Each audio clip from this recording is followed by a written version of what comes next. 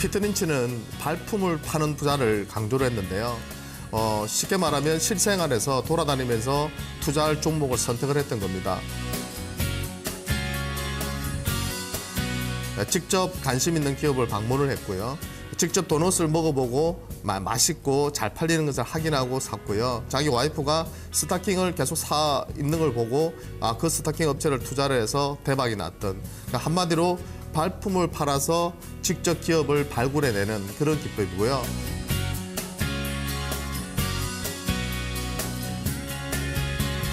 잘 나가는 기업에 투자를 해라는 겁니다. 예, 못 나가는 기업에 투자하는 것이 아니라 잘 나가는 기업에 투자를 해라, 이렇게 말을 했는데요. 또 한 가지 말씀드리고 싶은 것은 마인드가 정말 중요합니다. 예, 단기적인 시세에 너무 연연하다 보면요, 정말 50% 100% 주는 기업들을 놓치는 경우가 상당히 많거든요. 예, 그래서 기업에 대한 확신을 가지고 신고가 종목은 투자를 하셔야 되고요. 주식은 과학이 아니라 예술이다. 그건 무슨 뜻이냐면 많은 투자 대가들이 자기만의 기법으로 성공했다고는 하지만 그런 부분들을 무조건 공식처럼 받아들여가지고, 수학 공식처럼 받아들여가지고 그걸 그대로 적용하다가는 현재 주시장에서는 그게 잘 맞아떨어지지가 않습니다.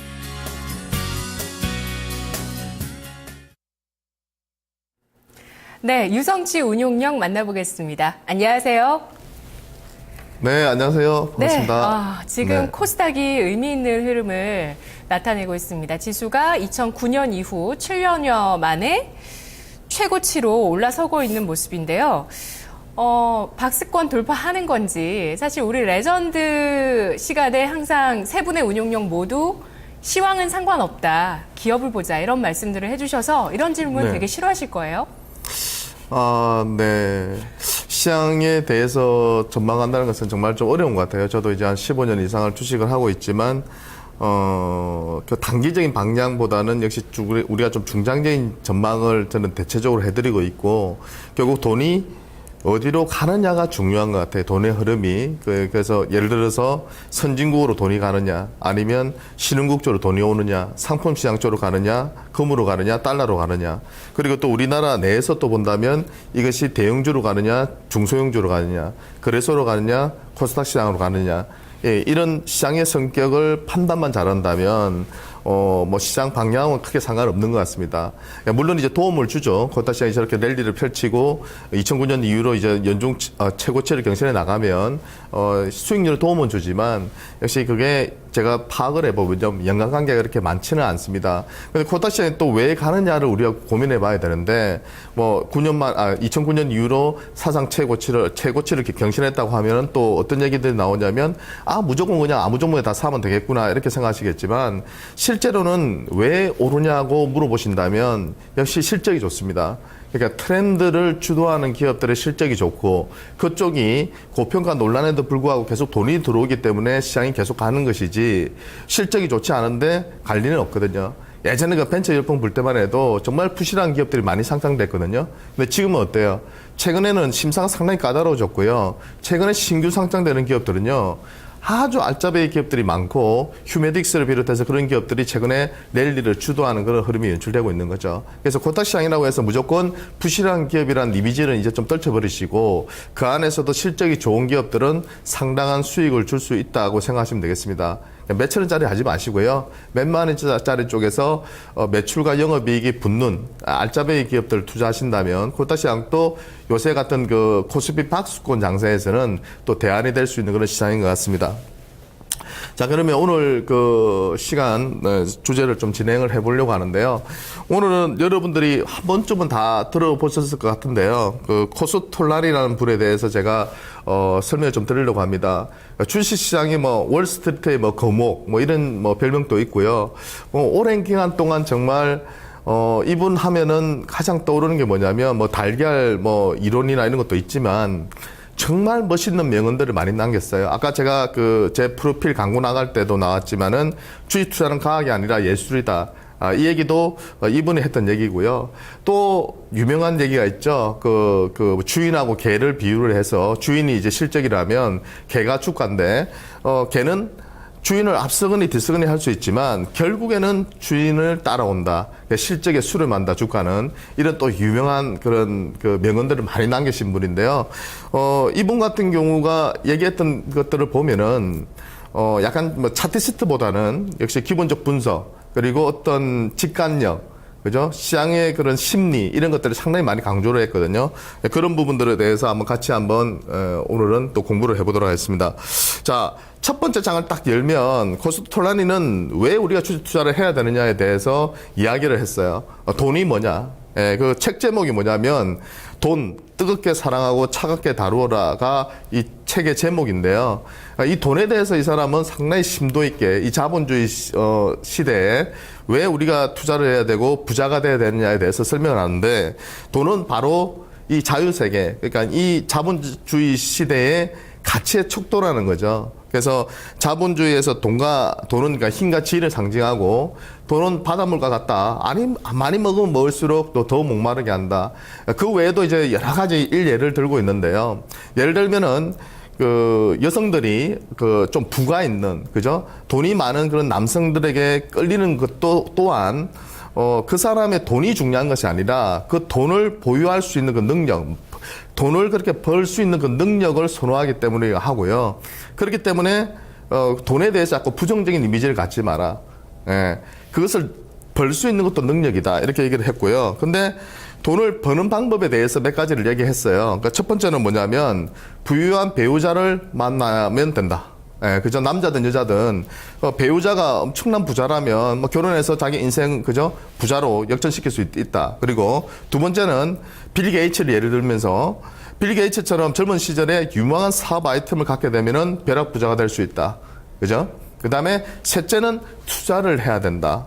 그리고 나머지도 뭐 있어요. 뭐냐면 복권 당첨. 그리고 또 복권 당첨이라든지 상속. 예, 근데 뭐 상속은 부자, 그 아버지 어머니를 만나야 되는 부분이기 때문에 이것은 자기가 어떻게 한다고 되는 부분은 아니거든요. 태어나자마자 그냥 결정이 난 거기 때문에. 그리고 복권 당첨도 완전 이거는 뭐 100만 분의 1, 예를 들어 로또 같은 경우는 100만 분의 1의 확률이기 때문에 실현 가능성이 없다는 거죠. 그러면 내가 지금 시점에서 결혼 때 했는데 배우자가 엄청난 부자가 아니다. 그리고 유망한 사업 아이템을 만들어낼 수 있는 그런 뭐 능력이 못 된다면 결국 일반적인 사람들이 부자가 될 수 있는 방법은 그죠? 백만장자 될 수 있는 방법은 투자밖에 없다고 이야기를 하고 있습니다. 그래서 투자는 과학이 아니라 예술이라고 했는데요. 이렇게 얘기를 했는데 뭐라고 했냐면 상당히 그 지적인 행위라고 생각했어요. 투자는 매일매일 새로운 것에 도전하는 지적 행위이다. 내게 있어서 투자자는 지성인이며 정치와 경제를 진단하고 예측해서 그것을 토대로 수익을 창출하고자 하는 심사숙고하는 예술이다. 이렇게 얘기를 했거든요. 그러니까 단순한 투기 행위가 아니라 상당히 지적인 행위이고 이것이 뭐 정치 경제를 뿐만이 아니라 뭐 문화, 예술, 그죠? 철학 이런 경제까지도 이 사람이 뭐 전공했던 것들이 다 그런 거예요. 뭐 서양사, 그죠? 뭐 철학 이런 쪽을 전공했던 사람이거든요. 예, 그렇기 때문에 그런 것들을 다 아우르는 예술이라고 이렇게 얘기를 했고요. 실제로 그런 어떤 차트시트나 단기적인 투자하는 사람들 되게 혐오를 했어요. 왜? 예를 들어서 뭐 여기서 이렇게 움직이는데 A, B 이런 식으로 움직이는데 그 A, B를 따먹기 위해서 매매를 하는 것 자체가 자산의 행위라는 거죠. 어떤 사람도 그런 흐름을 맞출 수가 없다고 얘기를 했고요. 차트 같은 경우도 과거와 오늘은 알 수 있지만 미래를 전망할 수는 없다고 얘기하면서 그런 단순한 투자 행위보다는 이런 여러 가지 분야를 아울러서 그죠? 주식 투자를 해야 된다고 했고 그만큼 이제 왜 좀 어려운데요. 왜 예술이라고 했냐면 이런 많은 분야에서 그죠? 그 정보들을 얻어내면서 그것을 투자와 연결시키는 그런 상상력 그런 직관력이 정말 중요하다고 이야기했습니다. 내가 지금 시점에서 건강식품을 먹고 있다. 내가 지금 시점에서 병원에 갔는데 우리 와이프가 병원에 갔는데 필러를 하라고 했다. 보톡스를 하라고 한다. 실생활에서 주변에서 이쪽이 고령화 사회에서 뭔가 되겠구나. 이쪽이 우리나라가 그동안 그 고속성장기에는 화학, 철강, 기계, 조선 다 됐는데 지금 시점에서 그저 몇십 년 지나고 나서 보니까 경쟁력이 있는 기업들이 뭐가 있냐. 뭐 예를 들면 지금 그래도 가점적인 체제, 독점적인 체제를 가지고 있는 게 뭐 반도체 분야라든지 디스플레이 분야라든지 이런 것들은 경쟁력이 있잖아요. 근데 나머지 분야들을 보면은 계속해서 중국에 따라잡히고 신흥국 다른 나라에 따라잡히는 그런 상황을 가고 있거든요. 그래서 그런 것들 다 아울러내면서 우리가 그 안에서 어떤 업종과 어떤 기업을 투자할지를 고민해라. 그러니까 좀 지적인 행위다 이렇게 얘기를 했습니다. 생긴 것도요, 좀 지적으로 생겼습니다. 자, 그리고 이렇게 얘기했는데요. 이 사람은 단기 투자자는 주식시장의 사기꾼이다. 책에다가 이렇게 적어놨는데요. 이거는 그냥 약간 자극을 주고 여러분들은 단기 투자를 하지 말라고 이분이 조금 이제, 좀 인식을 시켜주려고 좀 강하게 얘기한 부분인데요. 좋은 점도 있다고는 했어요. 근데 나쁜 점은 은행과 브로커들은 그들의 고객을 단기 투자자로 만들기 위해서 별의별 수단을 다 쓴다. 장기적으로 성공한 단기 투자자는 없다. 제발 단기 투자자는 하지 말라고 했고요. 단지 이 사람들이 있기 때문에 시장의 윤활유 역할을 한다. 그죠? 시장이 급락할 때 담타 치려고 들어오는 사람들이 있으니까 시장이 어느 정도 방어가 되고, 시장이 또 어느 정도 급등했을 때, 그죠? 단기로 또 때리고 나가는 사람들이 있기 때문에 거래가 활발해지고 급등을 또 어느 정도 제한시켜주는 부분이 있거든요.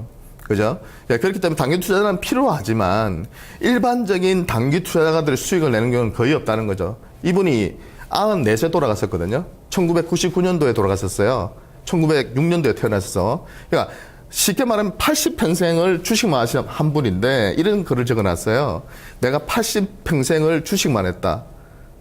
그렇지만 단기 투자자로 성공한 동료들을 본 적이 없다는 거죠. 선후배들 중에서. 그래서 이 부분은 믿어도 된다. 그러니까 정말 좋은 기업을 사서 장기 투자하는 사람들이 살아남는다. 이렇게 얘기를 했고요. 장기 투자자에 대해서는 뭐라고 했냐면 주식시장이 마라토너다. 장기로 보고 투자한다.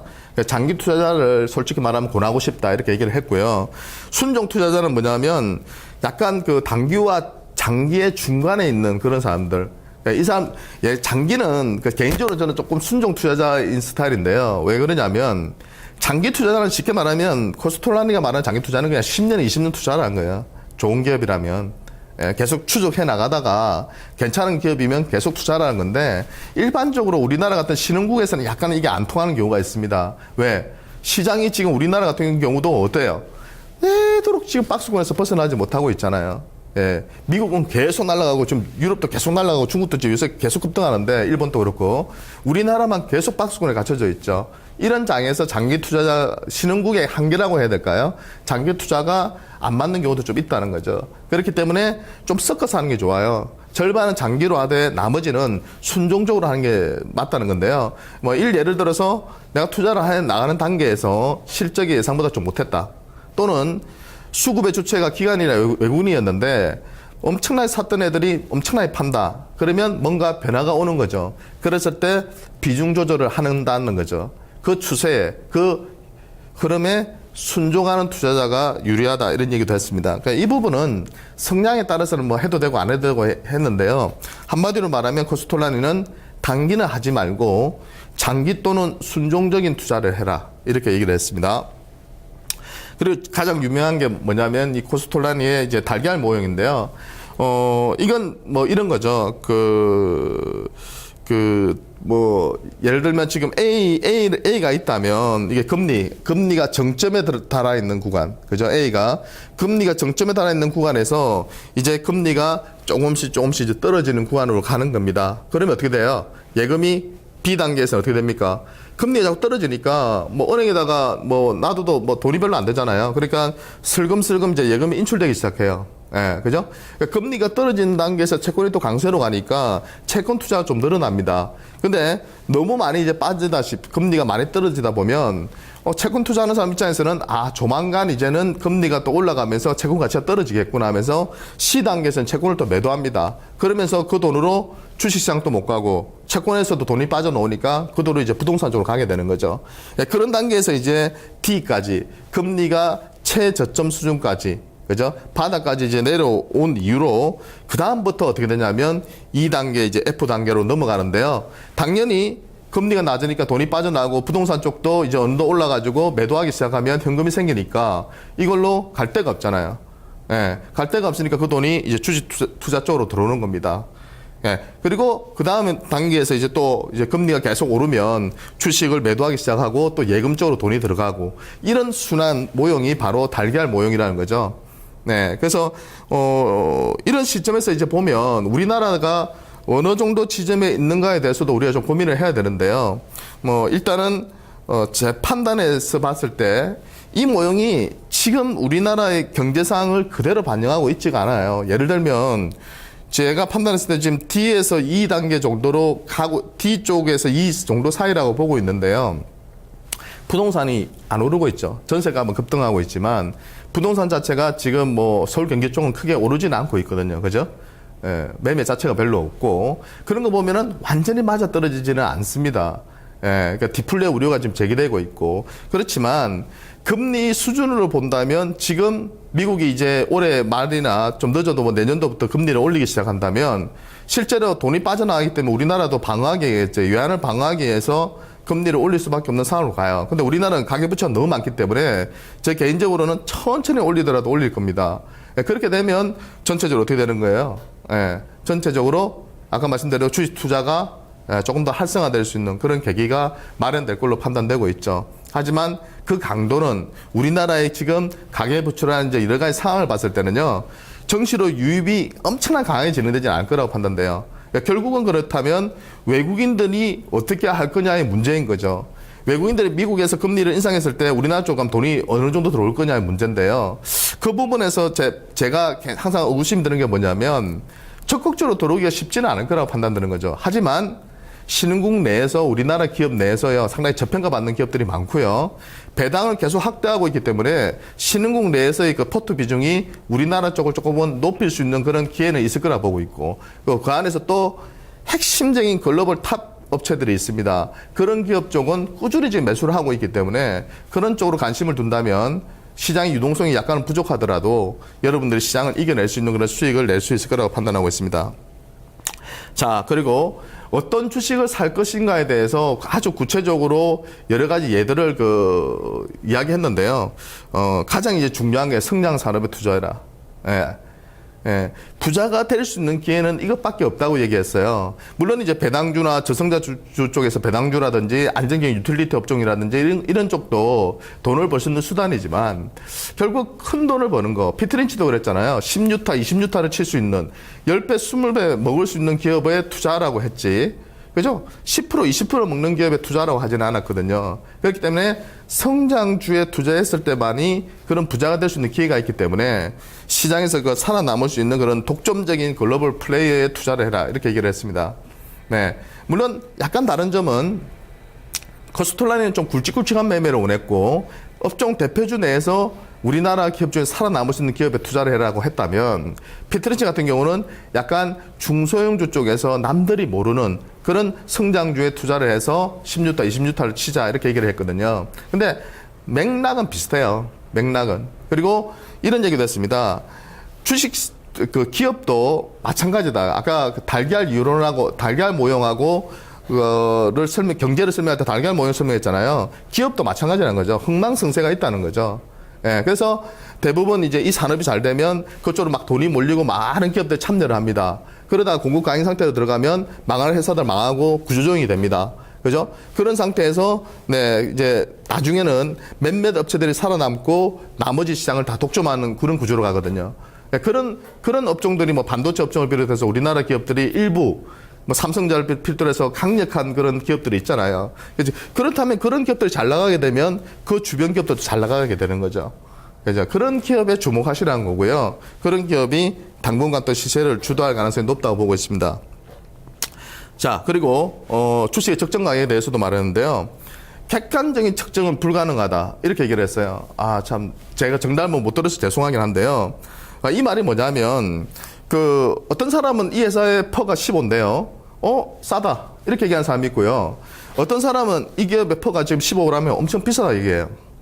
예, 인터넷 기업을 예를 들면, 이 회사가 지금 퍼가 30이에요. 그러면 어떤 사람은 말도 안 되는 수준이다. 못 산다고 하는데, 어떤 사람들은 30이 싸다고 해요. 왜? 성장률이 워낙 뛰어나기 때문에 사야 된다는 거죠. 모든 사람들이 다 똑같은 기업을 두고 적정한 주가를 자기는 자기 주관에 따라서 매기고 있지만 그것이 실제 적정 주가인지는 아무도 모르는 거죠. 그래서 측정할 수 없다고 얘기를 했어요. 네, 그래서 뭐라고 했냐면 제발 그런 지표에 얽매이지 마라. 네, 그렇게 했다면 나는 부자가 될 수 없었다.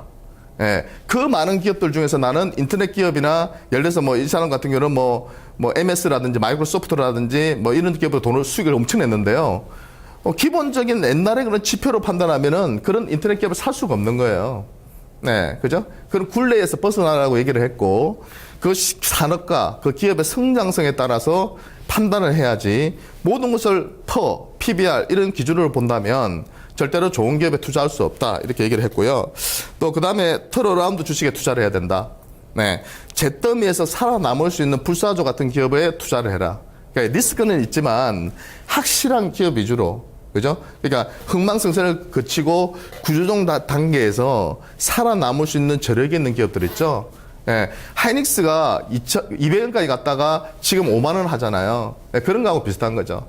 예, 구조적으로 살아남을 수 있는 그런 산업에 있는 성장 산업에 있는 그런 기업을 턴어라운드하는, 그러니까 완전히 몇 년 동안 치킨 게임 했다가 턴어라운드하는 기업들 있잖아요. 요새 또 치킨 게임 하는 산업이 어느 쪽이 있습니까? 예, 치킨 게임 하는 산업이 또 있죠. 예, 그런 쪽 기업도 또 괜찮다는 거죠. 그래서 그런 쪽도 한번 관심을 두시기 바랍니다. 자, 그 다음에 차트, 과거를 알면 미래를 알 수 있다. 예, 절반을 맞출 수 있다. 왜? 절반은 오른다 그러고 절반은 내린다 그러기 때문에 절반의 차트 시스템을 맞출 수 있지만 그거는 운이라는 거죠. 그러니까 차트는 어제와 오늘과 어제까지는 알 수 있지만 미래를 절대 전망하는 것이 아니다.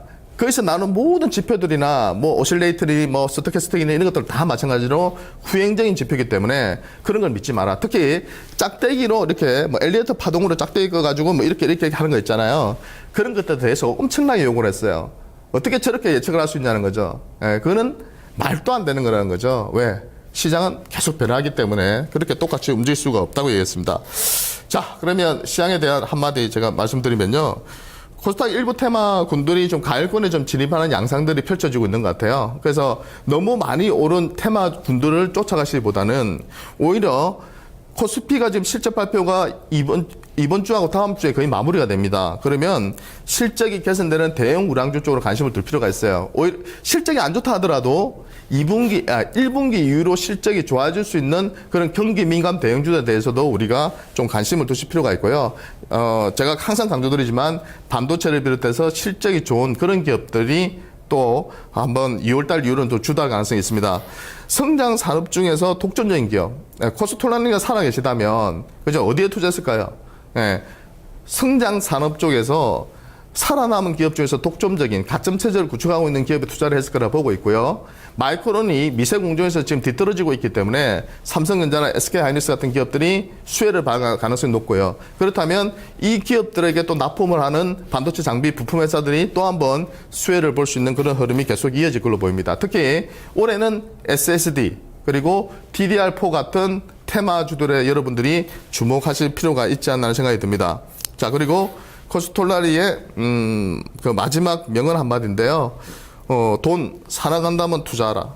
네, 이것도 책 제목입니다. 코스톨라리가 지은 책 중에서 몇 개의 책이 있는데요.